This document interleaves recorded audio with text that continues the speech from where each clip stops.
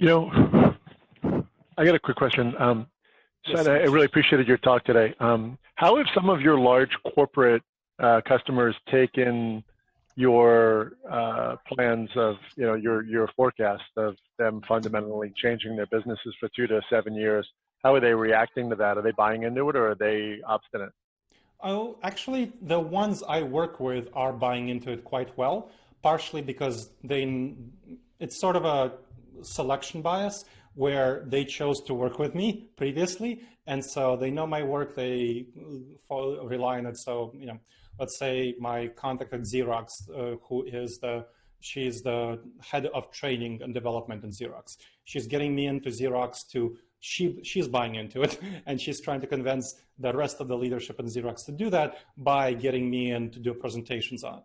My contact at Experian is the head of digital content and marketing. So he's getting me in to do a presentation, a webinar to the leadership to get them to buy into it. It's much slower for corporations to buy into it. So what happens is that my immediate contacts within those corporations, folks who I worked with, folks who are immediate clients, whether it's the kind of people in leadership positions in training and development, which is who I often work with, or people who are the heads of business units, regional business units, then they buy into it and they try to convince others. It's a pretty slow process for large corporations to go into it, but my immediate contacts are definitely buying into it, and they're working to convince others in the corporations. So I'm strongly guessing that you'll see Experian, that you'll see Xerox, you'll see other clients I work with moving more quickly in that direction of accepting this and fundamentally changing their business models. Cool. I have a question. Yeah. So we work in entertainment. So with theme parks. So what do you see as like potential outcome with these major theme parks like Disney and Universal? Not good. People will be very worried and scared to go there. Especially parents with kids. They will not want that situation to be impacting them. So I think they'll eventually open with social distancing. People will be very worried and scared of going there, and they will not make it out of this situation well. I mean, think about the 4 years of decreased revenues, maybe 25% of the revenue that they used to get. What will they do? And you can't. Their costs are not. Their expenses for operating the theme park, you still have a lot of expenses. Even if you can cut a lot of staff, if you have 25% of the paying customers, you can't cut, 25%, you can't cut 75% of your expenses, right? So you can't get your costs down to 25%.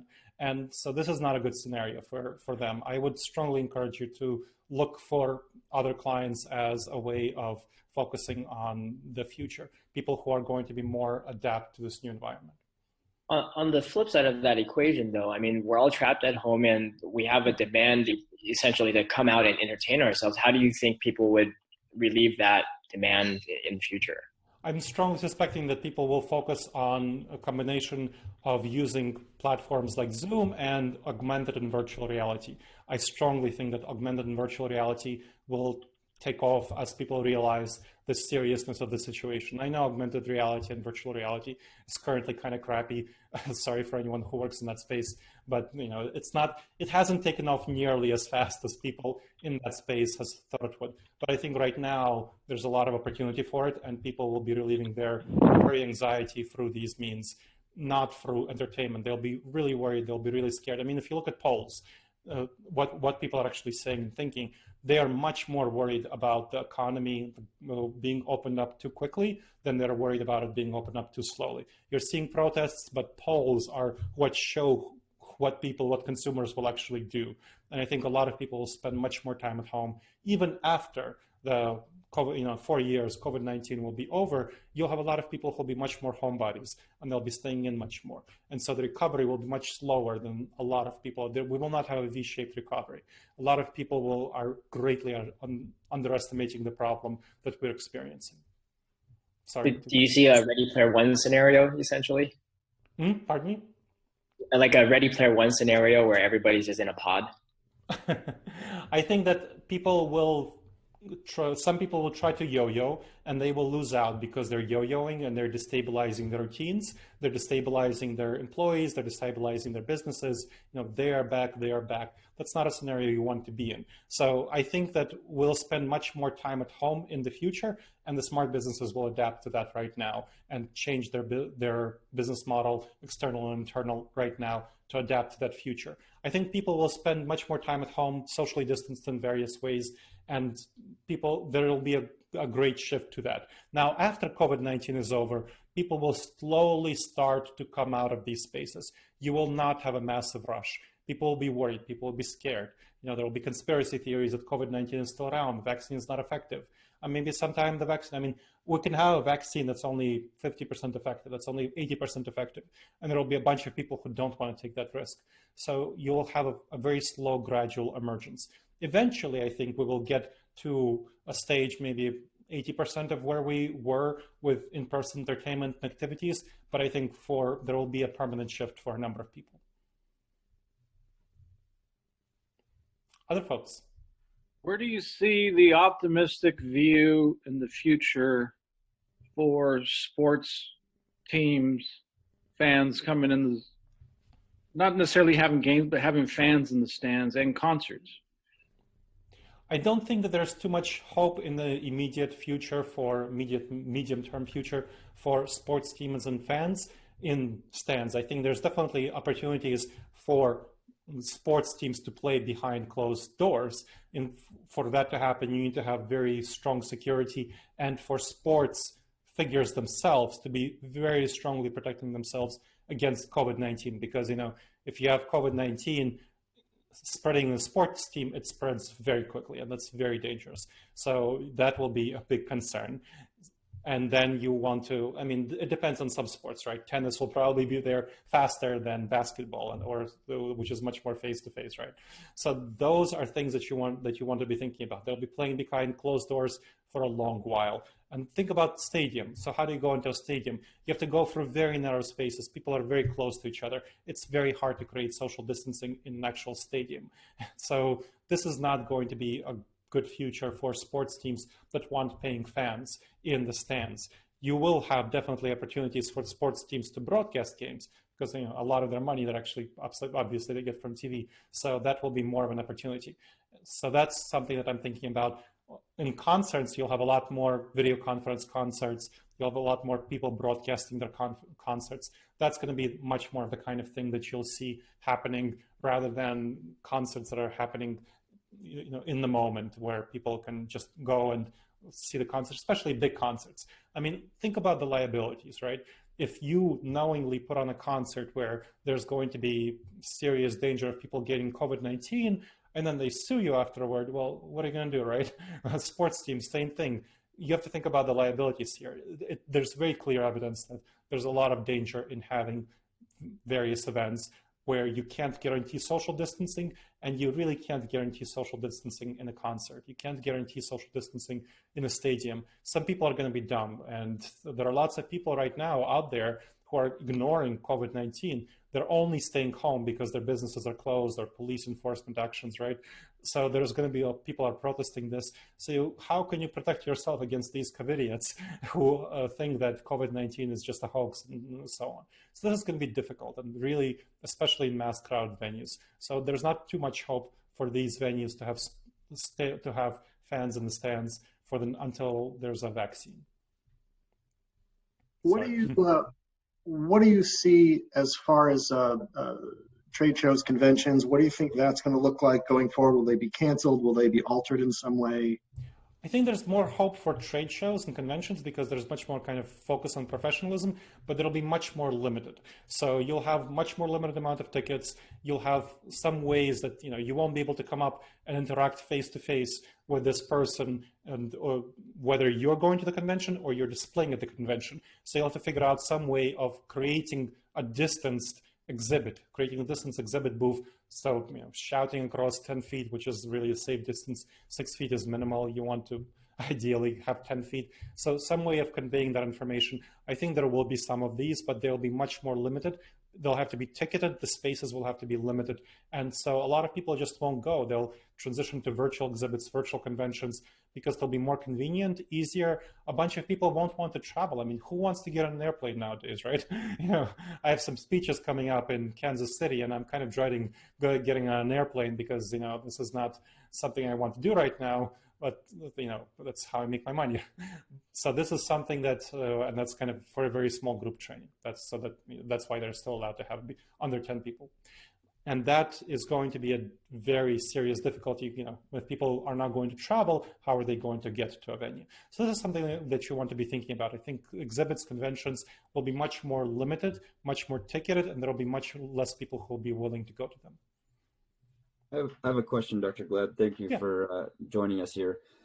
Knowing what you know about human behavior, and I think your perspective, although it comes from a very good place, I don't think many Americans share your perspective on the 2-year, 4-year, 7-year plan. Of course they don't. And so knowing what you know about human behavior, and if we believe that we might be in for even the optimistic view, let's say a 2-year or 4-year deal with this, what are your thoughts on Americans and the increasing amount of civil unrest, and which direction do you think that might head? I think there'll definitely be increasing civil unrest. I mean, look at the kind of protests that are happening in a number of states right now, and especially, elections coming up, right? So there'll be more and more pressure. A lot of people who are COVIDiots will want to ignore COVID-19, think it's a hoax, whatnot. They will be thinking that, hey, this is not a big deal. Well, why are you holding us back from doing, hanging out outside, or of course, much more seriously, making a living? A lot of people will feel that, and they will be more and more protesting and rebelling, and that will cause more problems. That will cause more restrictions. So what I'm guessing will happen is that a number of people who are staying at home, when there's going to be an initial loosening, they will go out and they will not observe social distancing guidelines. They will not treat the COVID-19 seriously, and they will cause many more people to get sick than would be the case if people respect social distancing guidelines. It's one of the reasons why secondary outbreaks occurred even in countries, in Asian countries, that have more discipline than the US. So you will have more quick shutdowns. You'll have a spike of cases more quickly than it would be the case if people are actually disciplined. And then you will have shutdowns again, and people will be countering that. There will be civil unrest. And so you'll have a lot more conflicts going on in American society. And that's something that you want to be prepared for as well. That's one of the things that I talked about in terms of major disruptions. I didn't want to go into kind of personal preparation, but that's something you definitely want to be prepared for. And to the extent that your business might be impacted by these disruptions, civil unrest, you want to be prepared for that as well. Okay. Other folks? So I guess this will affect retail as well, where absolutely. will be like a small number of people can go walk into a retail store and people will be lining up outside the store. Yes, it will hugely impact retail. You already see a huge growth in e-commerce, obviously, and it will continue. Some people who tried e-commerce for the first time will like it well enough that they'll keep doing it. I mean, you have some older people who never did e-commerce before, ever. And now they're going to try it and go, oh, this is not bad. I don't have to go to the store. Don't have to browse things, protected from COVID-19. And especially older people, they will be much more focused on doing retail online than in person. In general, retail was kind of going out anyway, right? We all know that retail was being really damaged. A number of companies were going bankrupt. And over time, this COVID-19 will only exacerbate the situation. It will be even more damaging for retail than it was before. So a number of retail chains that are not well adapted to COVID-19 will go bankrupt. I mean, grocery stores will still be doing well. I think some home improvement department stores like Home Depot or Lowe's will still do okay because people really want home improvement supplies once they realize how stuck they are at home, and especially in the winter when they don't have anything to do, like the vegetable garden planting outside. So I definitely plan to do more home improvement in the winter. Right now I'm doing much more gardening, and I think a whole bunch of other people will do that as well. So that's one of the things that you want to be creative about. You want to get ahead of the shifts, figure out what the shifts are, and what the dynamics are, and how you can adapt to the changing habits before they happen. Okay, so Dr. Gleb, I have another question. Yeah. Based on what you're saying, if somebody said that you were pessimistic, which I don't think you are, but if somebody said that, and they looked at the best case scenario, they would look at, I guess, some of the facilities like the auto industry where they're taking temperatures of people as they walk in and letting them come to work. I don't know, is that sustainable? Is that a model that other businesses are going to monitor and consider, or is it going to be way too much liability for corporate America to let people come back in, or obviously schools? Because I can't see that doing that for a long time, like you said. So. Yeah, it's going to be, my thoughts are that I'm just telling you, like, I mean, I write my book, Never Go With Your Gut, how I'm a very optimistic person. If I wasn't an optimistic person, I wouldn't be an entrepreneur. I mean, as you all know, half of all startups fail in the first 5 years, 2/3 fail in the first 10 years, 3/4 fail in the first 15 years. I wouldn't be doing the EO. I run a company called Disaster Avoidance Experts, as you know, and that took a lot of optimism to start. I have 20 ideas before breakfast, and I think they're all brilliant. I think the grass is green on the other side of the hill, even though it's often yellow. And this is something that is just an inherent part of my personality. And that makes it even more challenging for me to accept the optimistic case of 2 years and also realize that it's very optimistic, less than 5%. I try to not let my optimism influence my judgments, and I make sure to run it by filtered through experts when I'm creating these scenarios of the future. So you want to think about getting an outside perspective on the scenario of the future. Now, the auto industry, that will not last. That's not something that's really effectively sustainable, because a lot of people, there's going to be liability. And for non-essential businesses, auto industry in some cases is defined as an essential business. The auto industry is going to really struggle. A lot of people are going to drive a lot less, of course, so there's going to be a lot of problems. The auto industry is not a model that you want to adopt. You want to focus on what will be the reality of loosening restrictions, tightening restrictions, especially because a lot of people will not be following the restrictions as they should. And so you will be, if you try to go to that model, you'll be yo-yoing back and forth. You don't want to be yo-yoing back and forth. You don't want to go to the office, go home, go to the office, go home. Half of the team go to the office, half of the team stay home. Half the team go to the office, half the team stay home. You'll have a lot of liabilities if you do that, first of all. If people get sick and they die from COVID-19 from preventable actions because lawyers can show that really you should have known that people will not socially distance themselves as they should. And there will be many lawyers who will be trying to jump on this. This is good for the legal profession, unfortunately. A lot of people will be trying, and I say this as someone who works with lawyers. I have a legal firm, so hopefully they're not watching this. But anyway, they will be jumping on this opportunity, unfortunately, for many entrepreneurs like us. So you don't want to put yourself in that situation. You'll have to completely reconfigure your office. You'll have to make it socially distanced. You'll have to have a lot of cleaning and scrubbing, and that's just not going to be worth it. The trade-offs are really not going to be worth it for you. That's why I'm strongly encouraging you to right now take advantage of you having checked out this webinar and take advantage of the fact that your competition will not, and change your business model to make it virtual, change your internal business model, change your external business model. That's how you're going to succeed in this incredibly disrupted future. And for the next 4 years, realistically speaking, super optimistically speaking, the next 2 years, this is what we'll be facing. I had a question. So I'm in the wedding industry. So we're a print and bind manufacturing. Yep. We make photo albums. So all of our customers are wedding photographers. How far out do you think it'll be before, a lot of people think that it's going to turn more into elopements and small, intimate weddings, and it's going to be a long time before there's 150 people, 250 people, grandma, showing up to a wedding. What do you think about that? I think it won't be until the vaccine. I think we'll increasingly see, we're already seeing a lot more of elopements, a lot more virtual weddings. So you're seeing a lot more virtual weddings. You're seeing a lot more people who are inviting people, like virtual birthdays. You're having virtual weddings where there's socially distanced couple, their parents, and then everybody else is congratulating them watching for Zoom. You'll have a lot more of that. You'll have many less gatherings over 10 people that will take place. So those wedding photographers will not be having a very good business until there's a vaccine, realistically 4 years, super optimistically 2 years. And even then, some people will have gotten used to the dynamics. That's what I'm saying about changing norms, changing habits. Some people will be like, well, why do we need to pay for 100 people getting together, for, you know, for everyone getting together, for wedding shots, wedding videos, when we can instead do the ordinary thing of that everybody has been doing for the last 2 to 4 years of doing weddings through Zoom. That's going to be the popular thing, and it will normalize things. So even after that, that's going to be definitely one of the shifts, that people will not be going back to the 150 people wedding immediately. Many people will just keep doing the cheap wedding. That will be the normal thing.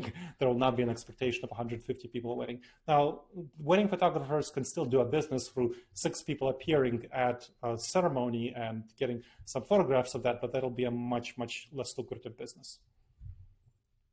Yeah, I mean, there's the model for elopements is actually, people still pay the same amount for photography, whether it's, you know, 200 people are going to be there or just the bride and groom are going to be there. And there's already been a huge trend for adventure elopements to prior to COVID-19 of people saying we want to get married in Iceland. And like you're saying, the younger community, they're more experience based anyways. They spend their money on concerts over cars. And so they'd rather get married in Iceland with just 3 or 4 people and then share the most crazy, insane photos than have a low budget wedding because they had to have 200 guests. So, but yeah, so it's a good thing to think about. But I guess you don't think that the camaraderie of, you know, hugging grandma on the dance floor and all that kind of. You don't want to kill grandma. Again, right, you don't want to kill grandma. 50%, yeah. I mean, what the first question that was asked is very relevant. 50% of all people who have COVID-19 don't know they have COVID-19. That's what the studies show. That means that I can have it, you can have it without knowing it. It's very easy. You don't show symptoms, but you can kill grandma. So do you want to put grandma at that risk? You know, one of my close friends is right now thinking about whether to help his mom travel across the country to live near here, Columbus, Ohio. And he's very seriously thinking about realizing that, hey, how is he going to do that? Because he wants her to be close in case of stuff happening with COVID-19. And so he's very much thinking through various ways that he won't infect her, that he will wear a mask, that he will take various steps to protect her from him, because he is a real danger to her. He's a real threat to her.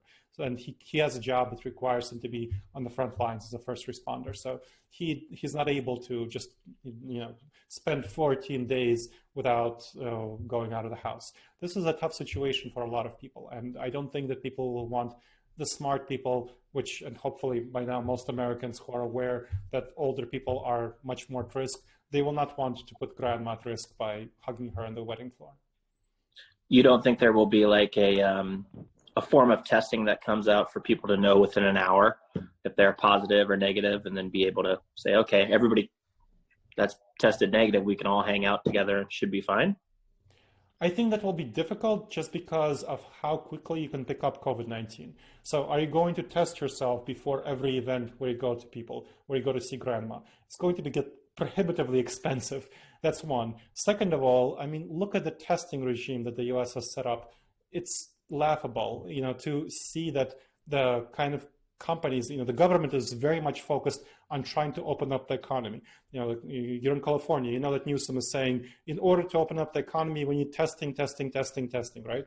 And there's no testing because of a shortage of various supplies, which are coming from, because of our supply chains for testing equipment is very much reliant on China and India and other countries that have closed down due to COVID-19. So COVID-19 is indeed preventing the widespread development of testing. So I think it'll be really hard to envision in the, you know, before a year from now. Maybe in a year things will be different. I mean, it's hard to predict a year from now with specific manufacturing of things, but the testing will be still difficult to get for the short-term future at least. And even in the longer-term future, even let's say in a year from now, each test will probably be pretty expensive. So you will not want to test yourself every time before you go hang out with grandma, before hang out with friends. Maybe that once a year, maybe before a wedding, you can do that, you can afford that. So that's possible. But what are you going to do if you test yourself, if you test positive? It's a hard dilemma, and it's hard to figure this out. I think a lot of people won't want to take that risk. Sure. Yeah. Gleb, I have a question. What about the people that have worked through it and they say are no longer able to get infected? Mm-hmm. Are they suddenly going to be like the MVPs that everybody wants to hire and put in positions facing the public? They will be mostly. So right now we've had some concerning cases where people who got the COVID-19, went through it, are still infectious without realizing it.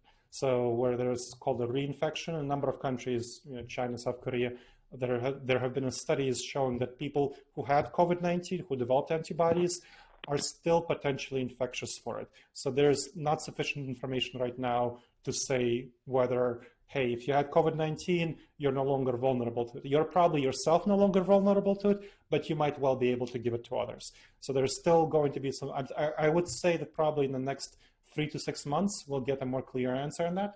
So that's something kind of a pretty short-term situation. And ideally, those people who will have gone for COVID-19 will now be able to be on the front lines and say, hey, I've had COVID-19, you want to hire me to do this job. And then that would be ideal, that would be great. That's probably, if you've heard that the government is looking for antibodies tests, and that is what they're trying to determine. How many people have antibodies to COVID-19, which means that they had it before. And then that's a separate question from, can they still give it to other people? Are they still infectious?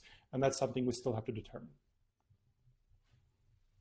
You mentioned the automotive industry, that miles driven is going to be down, and it's probably going to be down for a long time as people stay home. What do you think about the trucking industry, which so far is down, but not as much as light duty?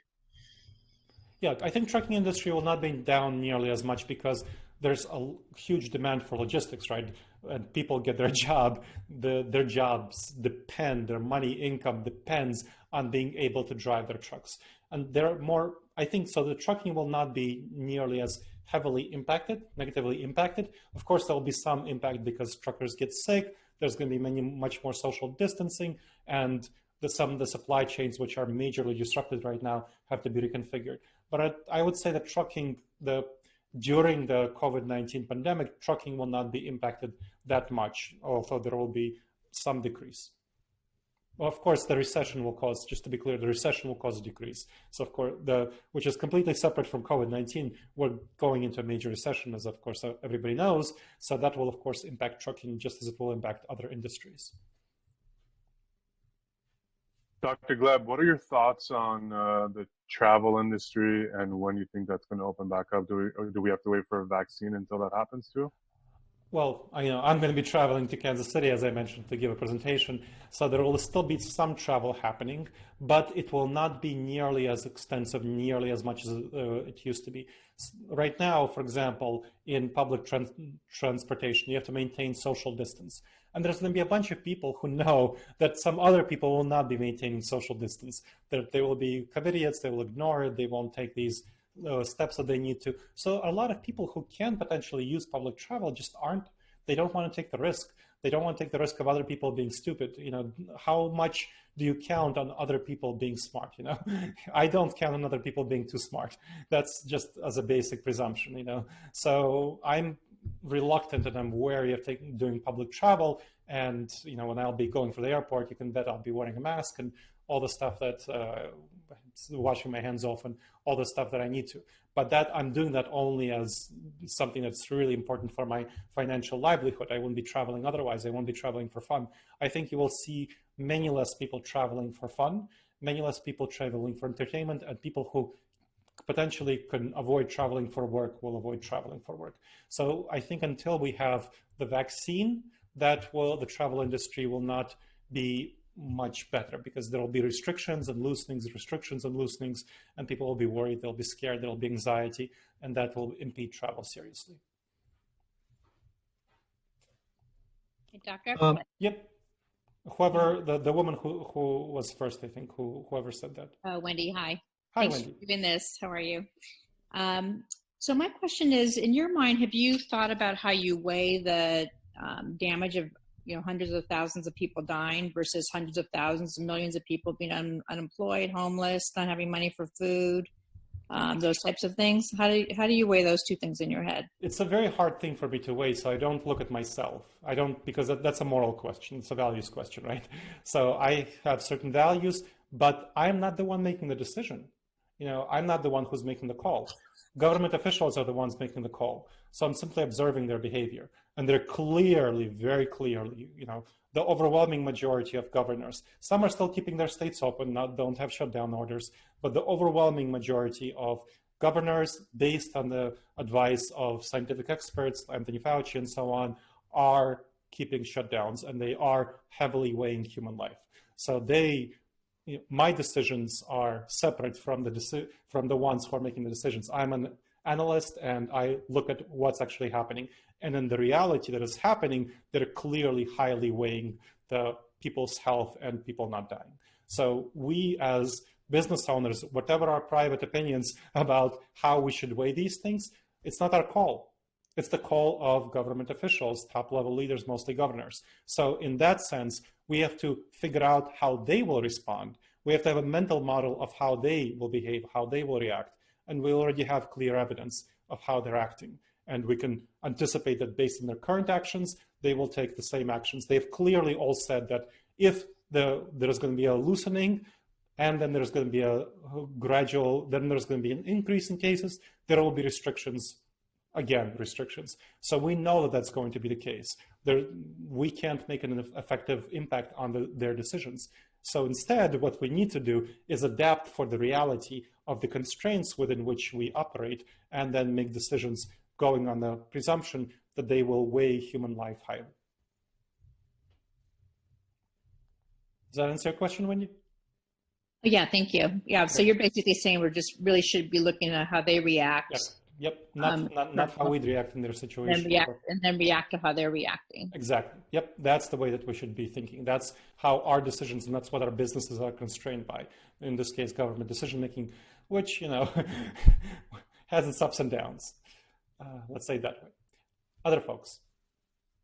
Yeah, Yes. I have another question. Yes. When we open our doors again for businesses, apart from, let's say, taking temperature, and I'm not even sure if that's legal to do. It's legal in a private business. You can say, you don't come into my store except, if you do X, you wear, you have a ponytail, that's up to you, right? So you can say you don't come into my store or whatever you have, unless you get your temperature taken. Or unless you can show me that you have an antibody test that guarantees that you're now immune to COVID-19, at least yourself. Maybe you could still infect others, I don't know. So let's say you do a temperature check, you give them a mask, you give them gloves, to make sure that they're socially distanced. Is there anything else we can do so that our employees don't get sick and we don't get sued? Yeah, getting sued is the big concern. I would say give your employees a lot of training on how to do social distancing. You can give them gloves, but there's going to be a lot of things that you need to take care of besides that. You need to give them training, professional development on how to do social distancing, but more importantly, why. A lot of people are not going to be believing COVID-19. They're not going to be taking it seriously. And it's unfortunate, but we clearly see that that's going to be the case. Probably some of your employees might be in that number, right? So you need to give them very clear policy guidelines about what they should do and how they should do it. So gloves, sanitizer, that's all part of it. Social distancing, 10 feet, that's part of it. You need to rearrange your office space to allow it social distancing, extensive social distancing, so that people don't have to pass each other by in the hallways. And you need to create a system for, if I want to pass you in the hallway, what are we going to do, right? So that's something that you need to think through. You need to think through every element of what your office would look like if you do choose to go back to the office. Again, that's not something I recommend, but if you do choose to do that, you need to think through every element. You need to have cleaning people there, disinfected after every shift or after every workday. At the end of the workday, do a thorough disinfection, thorough cleaning of all the surfaces, because we know that COVID-19 can survive on various surfaces from a few hours to a few days, depending on the surface. So steel and plastic apparently can survive for a while. So it depends on the surface. So you want to research into that, and you want to figure out how you can replace some of the surfaces that hold COVID-19 for a while with coverings that hold COVID-19 for less time. So things like this, and maybe you want to have guidelines that, you know, you leave the doors open. You don't have a way of closing the doors so that you don't have people touching doorknobs, because doorknobs are a major spreader of COVID-19. So you want to think through every element of your office, if that's something that you do choose to do, and how you can maximize the social distancing of it. You want to make sure that you're following best practices. So look at best practices so that you're legally protected. And of course, I'm not a lawyer, so you want to get a lawyer who will tell you that, hey, you will tell them that here are the steps I took. Is there anything else I need to be doing? Yes, Christina, did you have a question? No. Okay. No, but I'm a lawyer, so if you need anything, just let me know. Oh, perfect. Okay, there you go. Thank you, Christina. That's one I did have entrepreneurs organization. Yes, Chad. I did have another question. Yeah. And I'm not sure how much your studies get into this or your work, but what are your thoughts on whether we're going to have a recession from this or a massive depression? So it depends on how you define depression. If you define depression by some of the metrics of fall of employment into, you know, over 20% unemployment, yes, I think that that's going to be happening. So that's one way of defining depression, when you have unemployment of 20%, and that's, I think, it's going to be hard for us to avoid that. Let's say it that way. So in that case, whether we have there are other ways of defining a depression where where the definition is to have negative GDP of, you know, a year in a row. So do I think we'll have negative GDP growth, so decline in this year? I think so. I think if this year we'll have an actual decline in GDP. And that is another way of defining a depression. Whereas a recession is only 2 quarters of decline in GDP. Another way of defining a recession is 2 years of negative GDP, decline in GDP. So that, I'm not sure if 2021 will be a decline in GDP. I think it will depend on how well businesses adapt to the situation. If a lot of businesses do the smart thing, shift to virtual teams, shift their internal business model and their external business model, they'll be able to be much more productive. If a lot of people are smart about choosing which businesses they stay in and choosing which ones to get out of, we might well get to growth in 2021. But I think but that's kind of the most expansive possible definition of what a depression is. I think by the definition of 20% unemployment or 1 year of decline, I think we will be in this depression for 2020. Okay. Other folks?